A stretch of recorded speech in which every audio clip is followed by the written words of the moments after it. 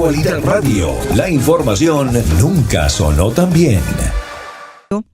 Algunos dicen que es por miedo a los carteles, porque en un país donde tristemente la mayor parte de las instituciones están tomados por la delincuencia y el crimen organizado, pues es muy arriesgado para la presidenta tomar esta decisión. Ya los carteles han anunciado en el pasado que si no se hacen las cosas en la forma que ellos quieren, van a convertir México aún más en un baño de sangre.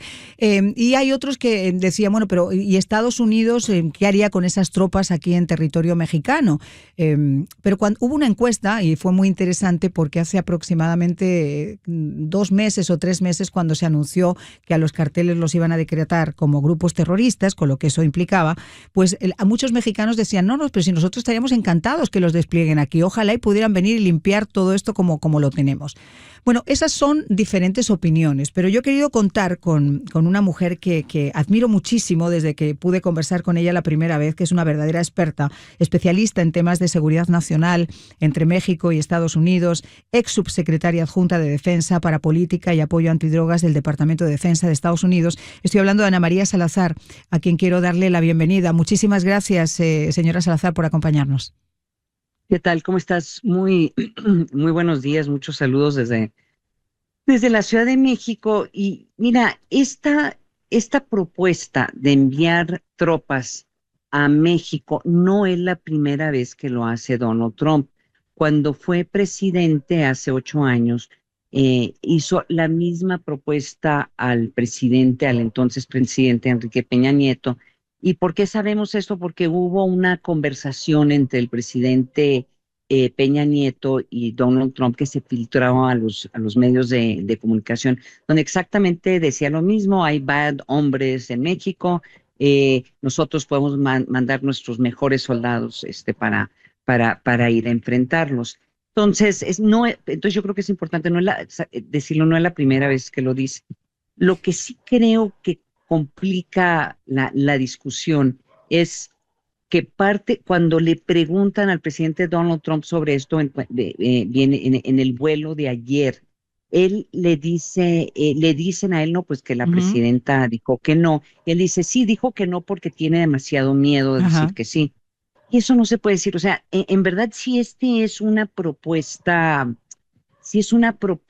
real, una propuesta en que verdad quieren con buenas intenciones ayudar a México y que vaya que lo necesita México a enfrentar estas organizaciones criminales, pues no puedes estar ofendiendo de esa forma a la presidenta que tiene demasiado miedo. Entonces siempre cuando hace esas declaraciones Donald Trump, y lo mismo con Canadá, ¿no? Queremos que Canadá sea nuestro estado 51, pues no puedes hacer si en verdad esas son las intenciones, pues no lo puedes hacer de una forma en que el mismo día de las elecciones en Canadá, en donde casi que le facilita que gane de nuevo el Partido Liberal. Entonces, yo siempre ando con estos cuestionamientos del presidente Donald Trump, que se supone que es un gran negociador, si esas verdaderamente son sus intenciones, ¿no?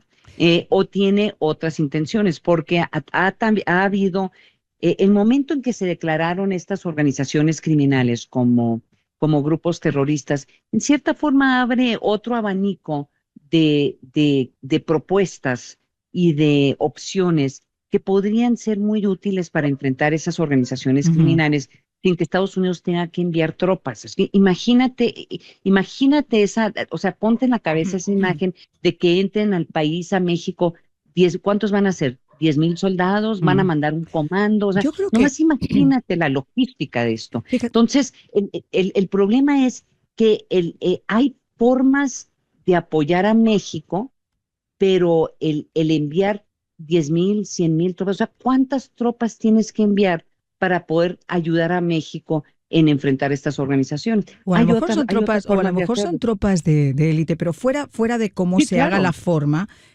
independientemente de cómo se hiciera la forma aquí, o sea, hemos visto cómo han entrado en otras partes del mundo con un tema terrorista, y no ha entrado un ejército completo, han entrado tropas de élite, fuerzas especiales del ejército de los Estados Unidos, porque además convengamos otra cosa, los carteles mexicanos de la droga en su mayoría llevan muchísimos años siendo investigados por las agencias federales de los Estados Unidos, pero no han podido hacer nada por una cuestión precisamente de territorialidad. Y te pongo el caso del Chapo, que yo lo comento siempre, cuando aquí se sabía perfectamente cuáles eran los movimientos del Chapo, lo tenían pinchado, sabían dónde iba a estar, cuándo se iba a ir. El tema es que tenían que dar el parte a las autoridades mexicanas, y esas autoridades mexicanas, a su vez, algunos de ellos, porque los carteles tenían y tienen todavía infiltrado gran parte de las instituciones mexicanas, se volaba 3 minutos antes. Entonces, aquí saben perfectamente cómo operan. Hay agencias federales. Yo recuerdo, por ejemplo, el FBI, la Brigada de Manhattan, llevaba 9 años detrás del Chapo Guzmán. Conoce perfectamente sus movimientos, pero no podían hacerlo. El punto ahora, que yo creo que este es el punto básico, es: en primer lugar, ¿es posible erradicar los carteles de México sin una limpieza profunda en las estructuras de poder político? Y fíjate que estoy incluyendo político, judicial y policial. No, mira, y ese creo que sería mi segundo punto. Es muy difícil. Ponle tú no erradicar, porque las organizaciones criminales son imposibles de erradicar, exacto, sino reducir su control territorial. El objetivo debería ser reducir su control territorial, reducir su capacidad bélica y reducir su capacidad corruptora. Y es casi imposible hacer todo eso sin que no haya un ataque a las estructuras políticas que a través de los años lo han apoyado. Y en verdad, si quiere Estados Unidos apoyar a México, creo que las presiones que están haciendo con diferentes casos, ya con esta ley y que se criticó mucho en México, pero yo creo que es muy útil nombrar estas organizaciones criminales como terroristas. Fíjate lo interesante. Entonces, aquí, un alcalde mexicano o un presidente municipal o un gobernador que apoye estas organizaciones está apoyando organizaciones terroristas. Lo mismo en Estados Unidos. Empresas o grupos que estén enviando armas a México están enviando armas lavando dinero aquí a grupos terroristas, pero es diferente, es como son grupos terroristas. Entonces, creo que eso va, por una parte, a ayudar mucho, pero ahí yo diría que es por donde viene la presión. Se tiene que presionar a la clase política que a través de las décadas ha estado apoyando estas organizaciones. Y tú lo dices muy bien, hay muchas otras formas en que Estados Unidos puede ayudar a México en contra de estas organizaciones criminales, y yo te diría que probablemente ya lo están haciendo. Si tú ves algunos de los objetivos o algunas de los objetivos que ha habido y de los arrestos que ha habido últimamente, yo no dudaría que hay influencia de Estados Unidos con ayuda, con inteligencia, información, informantes que tiene Estados Unidos. Yo creo que ha cambiado dramáticamente la postura del gobierno mexicano desde que llegó Claudia Sheinbaum de ir en contra de estas organizaciones criminales. Aquí el tema es que una vez que empiezas a ir entre estas organizaciones, se va a detonar, y se está detonando una violencia bárbara. Yo no te puedo describirla. Sí describen que hay menos homicidios en el país, pero la cantidad de desaparecidos y fosas que aparecen exactamente. Catastrófico. Pero yo te quiero, yo sé que contigo puedo hablar a calzón quitado, hacerte estas preguntas que habitualmente, primero por desconocimiento, mucha gente no se atreve a contestar y otros no se atreven a hacer, pero yo creo que estamos en ese terreno. Yo te preguntaba si era posible erradicar los carteles sin esa limpieza profunda en las estructuras de poder político, judicial y policial en México. Ahora, ¿hasta qué punto están infiltradas las instituciones mexicanas? ¿El gobierno constitucional o los carteles? Mira, yo creo que a través de los últimos 30, 40 años ha habido un proceso en donde en diferentes momentos en donde el mismo gobierno era parte de los cárteles, o sea, parte del business, parte del negocio, en diferentes niveles. No te voy a decir desde la presidencia, pero las campañas políticas. No me sorprendería que hayan recibido dinero las campañas políticas, ¿sí? ¿Y eso qué implica? Bueno, pues en algunos gobiernos eso implicaba de que les facilitaban que les facilitaban trabajar, ¿no? Ujú. Que siempre ha sido una de las grandes quejas de Estados Unidos. Pero en otros casos, simple y llanamente era el mismo gobierno tenía la capacidad de decirles, a ver, pues hasta aquí llegan, o sea, ustedes no nos pueden calentar la plaza cuando hacían cosas que enojaban a Estados Unidos, pues entraba el gobierno federal y los empezaba a patear a estas Ujú. organizaciones para responder a las presiones de Estados Unidos. Entonces, si tú me preguntas en los últimos 40 años, creo que siempre ha habido presencia de estas organizaciones en la esfera política. La diferencia de los últimos 6 años fue que yo no sé qué tanto dinero habrá recibido el presidente López Obrador, o si se supo Ujú. que llegaron dinero a sus campañas, pero pues él llevaba haciendo campaña buscando la presidencia hace como 12, llevaba casi Exacto. 15 Ajá. años. Entonces uno se puede imaginar en cualquier momento, pues viéndolo como un político muy activo, seguramente trataron de ingresar dinero a sus campañas. La pregunta fue qué tan, entre comillas, extorsionado Ujú. estaba López Obrador, o simple y llanamente hizo la decisión de para qué perseguir las organizaciones criminales si en cierta forma él a lo mejor pensaba que podía tener un tipo de pax narca en donde podría él desarrollar todos sus programas sociales y hacer todo lo Compasión. que él, pues sí, hacer todo lo que quería. Y estas organizaciones no iban a ser un impedimento. Pues sí fueron un impedimento y lo Ujú. que pasó es que incrementó en una forma catastrófica la presencia de estas organizaciones. O sea, literalmente controlan el pueblo, controlan dónde compras el agua, dónde compras la cerveza, si puedes Ujú. migrar a Estados Unidos o no. O sea, y eso fue en los últimos 6 años. Y la posición de Estados Unidos sí tiene, y especialmente con la problemática del fentanilo, que es como una droga diferente por la letalidad Y muy y el barata, impacto que además ha puede estar tenido. mucho más al Y, contacto de cualquiera, ese es el eh, problema. entonces, la forma de presionar al gobierno de México y estas organizaciones criminales tiene que ser de una forma, tiene que acabarse en una forma de cooperar, pero al mismo tiempo presionar. Y como has visto, ya están empezando a quitar visas. Ujú. Ujú. Hubo un caso que no ha hecho mucho ruido en Estados Unidos en donde detuvieron, perdón, tengo mis perros Y aquí, no importa. tengo, tengo, este, una, eh, un caso en Estados Unidos donde detuvieron, hubo un gran caso de ingreso de gasolina ilegal a Estados Unidos, la compra de gasolina robada en México que ingresa a Estados Unidos, Mm. ¿sí?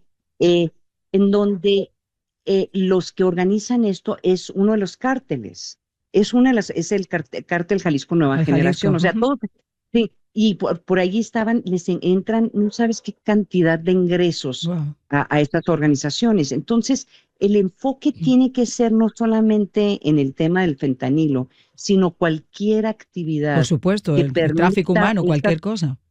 Sí. Y en este caso, pues tenemos el caso de armas, o sea, en donde puede ayudar mucho Estados Unidos es el caso de armas. Y en este último caso, que fue verdaderamente sorprendente, que están traficando gasolina, ¿sí?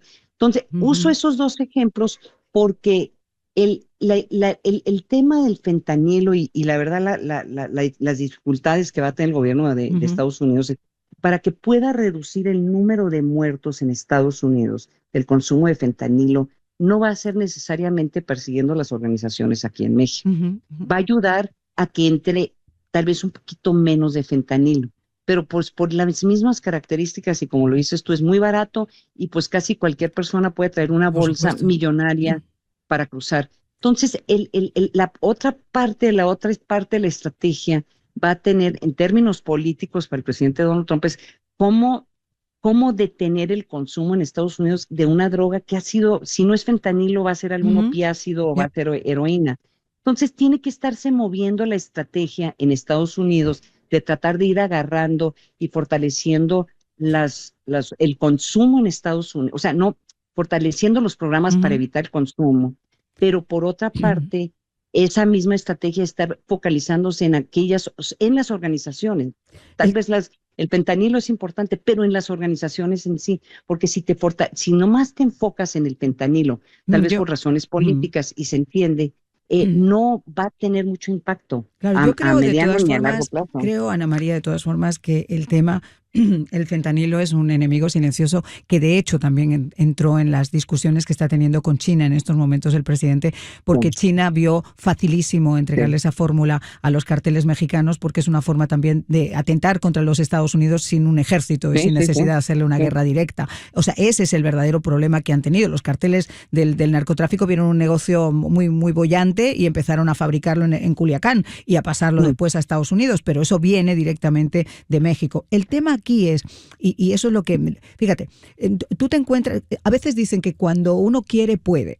Y yo creo que lo que se sí, ha sí, demostrado hasta este momento es que cuando uno tiene voluntad se pueden llegar a hacer las cosas. sí, Los sí, sí, carteles del sí. narcotráfico no solamente hay que mirarlos en este momento. Hace un tiempo sí, ahora no. Ujú. Ahora son megaestructuras que tienen la capacidad de traficar personas, de traficar armas, de traficar cualquier cosa que sea delictivo, vas a Ujú, tener un cartel. Y además como una metástasis por toda América Latina, en Ecuador, en Colombia, o sea, ujú. están todos unidos.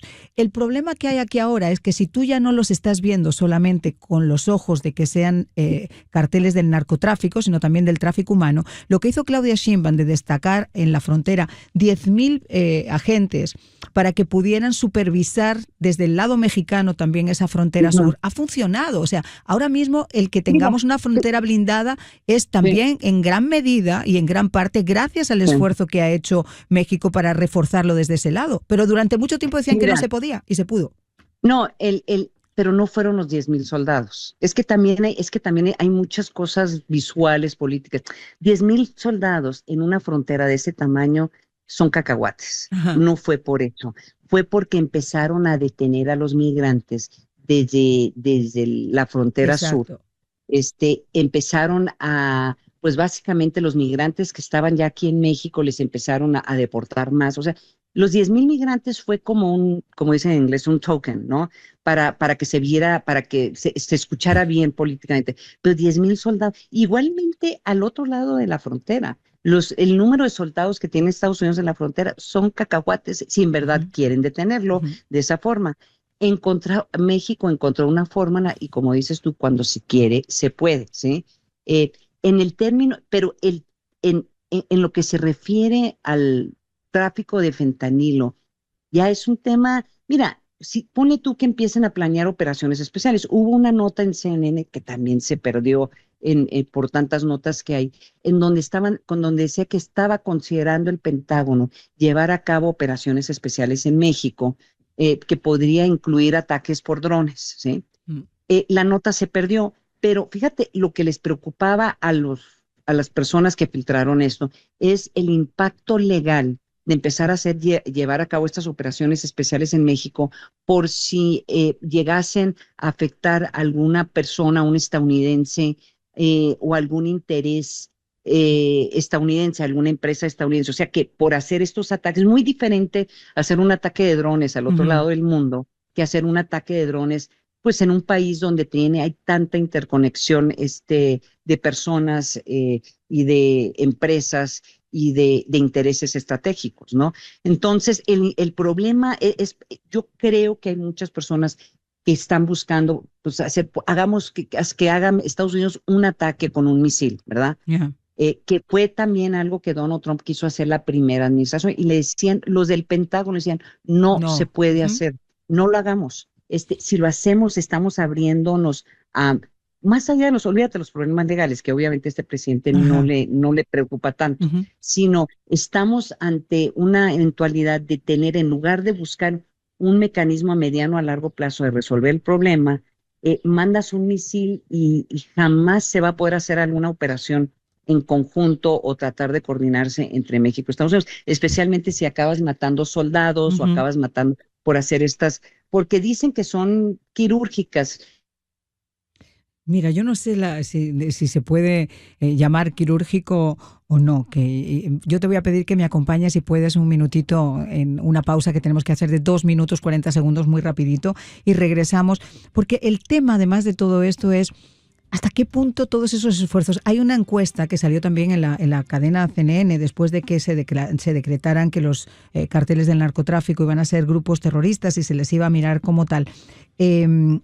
hubo una encuesta en la que preguntaban a la gente en México qué opinaban sobre esto. Y algunos decían que estaban ante un narcoestado funcional en México y no tenían muy claro que se pudiera recuperar el control institucional. Por lo tanto, según decían en esa encuesta, ellos veían súper bien que alguien de afuera, el que fuera, les ayudara realmente a poder limpiar el país de tanto criminal. Pero vamos a regresar en solo unos instantes y hablamos sobre esto con nuestra experta, con Ana María Salazar. De las víctimas mortales, fíjense ustedes, se estima que más de 250.000 personas han perdido la vida debido a esa violencia relacionada con el narcotráfico. Los jóvenes son los más afectados. Entre las víctimas, más de 153.000 jóvenes de entre 15 y 29 años han sido asesinados, lo que representa un promedio de 26 jóvenes muertos al día. Hay más de casi 850 soldados que han muerto en servicio desde que México lanzó esa guerra antinarcóticos en el año 2006. ¿Por qué les estoy dando estos datos? Porque estas cifras reflejan realmente ese profundo impacto que la violencia y el narcotráfico ha tenido en la sociedad mexicana y que afecta tanto, señores, como a las fuerzas de seguridad como a los propios civiles. Ya tenemos a nuestra invitada con nosotros, un lujo, y yo le comentaba antes de ir a la pausa, le decía que había habido una encuesta en la que le preguntaban a la gente qué opinaba sobre el tema este de decretar a los grupos terroristas y la posibilidad de que Estados Unidos pudiera entrar. Y hubo dos datos que quisiera compartir contigo de esa misma entrevista que decían que México estaba lamentablemente ante un narcoestado funcional donde no veían muchas esperanzas de poder recuperar el control institucional solamente con lo que ocurría en México. Y entonces la siguiente pregunta decía, espérate que lo anoté aquí para compartirlo contigo, decía, ¿qué puede lograr una acción militar estadounidense contra los carteles si las élites políticas mexicanas siguen negociando con ellos bajo la mesa? Y eso son preguntas de la gente de allá, es decir, se ha perdido un poco la esperanza. Y cuando se pierde la esperanza, pues a veces uno se acoge a cualquier idea que realmente les pueda llevar a vivir en un México más seguro. No, completamente de acuerdo. Por eso, mira, el presionar al gobierno de México, como lo ha estado haciendo el presidente Donald Trump, en cierta forma ha tenido un impacto, ¿sí? Ha tenido un impacto en las... ha tenido un impacto importante en la migración. Uh-huh.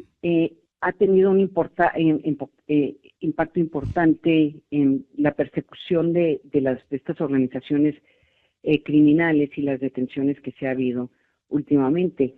El problema de empezar a presionar de la forma en que lo hizo el día de ayer, básicamente diciendo que la presidenta tiene miedo. Sí, por bueno, eso claro. que tiene tanto miedo que no puede ni hablar. Pues no ayuda a fortalecer a ella para que ella pueda continuar con esta estrategia. Por lo menos no le ayuda a ella para poder decir, pues hay que mejorar o hay que incrementar más la cooperación, porque va a haber la misma reacción que ha habido en Canadá, con las presiones que tiene el presidente Donald Trump de que vamos a anexar a Canadá como el Estado 51. O sea, básicamente pues se tuvo como el efecto contrario.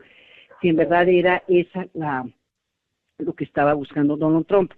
Si Donald Trump está buscando más cooperación o en verdad tratar de mitigar el impacto de estas organizaciones criminales, pues se puede hacer, y pues ya lo acabamos de ver, pero presionar a la presidenta diciendo que tiene miedo, pues obviamente... Ya sabemos que son las palabras, es la forma en la que a Trump le pierde la forma de hablar y la boca que tiene a veces para plantear las cosas, pero al final del día es... O sea, olvidémonos de la forma, que a veces no es la más política ni correcta, ni políticamente correcta, y que puede a veces jugar en su contra con los efectos que se consiguen. Ahora mismo en México, tú estás en México y eres una verdadera experta. En materia migratoria ha servido, pero yo creo que esto ha creado también una especie de desazón dentro de los propios carteles del narcotráfico. Ahora no están tan seguros, a pesar de que puedan contar con el apoyo en las instituciones y la corrupción y la impunidad y el dinerito que entra todos los días en el cartel y sale para pagar coimas dentro de esas instituciones gubernamentales. Yo creo que ahora algo ha cambiado. Hay un miedo a que ya no sean solamente dependientes de lo que pasa en México, sino que pueda haber y qué pasa si. Indudablemente. Y hay un miedo yo te diría en la clase política, ¿sí? Pero el miedo se produjo porque pues pasaron este decreto de llamar a estas organizaciones criminales que son grupos terroristas. Entonces, si tú eres un presidente municipal que haces una fiesta y le llamas Mencho Gate o Mencho Fest, ¿no? En donde es el Mencho, que es el jefe del cártel Jalisco Nueva Generación, sí. Pues a este presidente municipal seguramente lo están investigando, le quitan la visa, con eso tienes. Ahorita vamos a tener va a haber también, que es uno de los grandes errores históricos de este gobierno, el anterior, va a haber juicio, va a haber elecciones judiciales, van a elegir a todos los jueces en este país. Imagínate es eso. Un error, es un error histórico. Claro, histórico. Sí, pero están encontrando que posiblemente muchos de los candidatos tienen vínculos con el crimen organizado, ya sea directamente o indirectamente porque fueron sus abogados. ¿Sí? Entonces, pues eventualmente va a llegar la presión de Estados Unidos con los jueces, que con solo quitarles las visas, ya empiezas a crear cuestionamientos. Detuvieron a un grupo de funcionarios que entraron a Estados Unidos hace como hace un mes, menos de un mes, incluyendo el alcalde de Matamoros, eran otras 8 personas que iban con él, y los detuvieron en la frontera y pues tienen vínculos con el crimen organizado, y a mí me sorprendió que no los arrestaran ahí mismo, pero los regresaron, que a mí me parece un error. Los regresaron y pues ya este presidente municipal pues se sabe que tiene vínculos con estas organizaciones. Entonces, ese tipo de presión muchas veces es mucho más útil porque a mediano a largo plazo fortalece a la presidenta, porque la presidenta pues trabaja dentro de un partido que claramente un número importante de estas personas fueron electos con dinero del narcotráfico, ¿sí? Entonces, tiene que moverse en aguas movedizas en un momento en donde yo creo que sí gracias a las presiones de Estados Unidos, de Donald Trump, de hacer algo. Pero se tiene que hacer una forma, por eso hago la pregunta al presidente Trump, en verdad quiere enviar tropas, pues no lo hagas así, no hables así públicamente porque pones a los gobiernos en situaciones muy complicadas de poder decir sí. Al contrario, ya con lo que acaba de decir la presidenta, no he visto las declaraciones hoy, pero ella tiene que decir que no. Y además, como cualquier gobernante de México va a decir no públicamente, pero eso no podían hacer otras cosas como estas operaciones especiales, que podían facilitar más compartir inteligencia. Yo creo que lo hacen, en el fondo lo están haciendo y creo que además la disposición que ha tenido en este caso la presidenta, muy a diferencia de Andrés Manuel López Obrador, incluso de extraditar algunos de los más históricos criminales que requería el gobierno. Ahora, tú has tocado un tema... No los extraditaron, o sea, ni siquiera los extraditan con una violación abierta de la Constitución. Agarraron a estos 29 y por razones de seguridad nacional fueron y literalmente los entregaron, ni siquiera los extraditaron. Entonces, sí creo que ha cambiado la voluntad de esta mujer, ¿no? Fíjate, yo sé que te tienes que ir, nosotros tenemos que hacer una nueva pausa, pero yo quisiera que en algún momento podamos conversar sobre esa elección judicial en México que está programada, corrígeme, creo que era para junio, ¿no? Del 2000, de este año. Ahorita el 1 de junio, ahorita andan en campaña los jueces, es la cosa más ridícula que puedes imaginar. Y ahí es lo que más me preocupa, porque ahí sí que yo creo que el sistema se está enfrentando a una crisis de legitimidad absoluta por la infiltración del crimen organizado en las candidaturas, que alguien me diga a mí que no va a entrar dinero del narcotráfico en esas candidaturas. Hombre, hay por lo menos 11 aspirantes por presuntos vínculos con carteles del narcotráfico, con sectas religiosas. Así que a mí que me hablen de transparencia en este sistema de los que van a tener que depender después de qué es justo y qué no es justo. Pero bueno, Ana María, qué placer, como siempre. Te mando un fuerte abrazo a ti y tu auditorio. Yo también a ti. Muchísimas gracias por habernos acompañado. Chao, chao.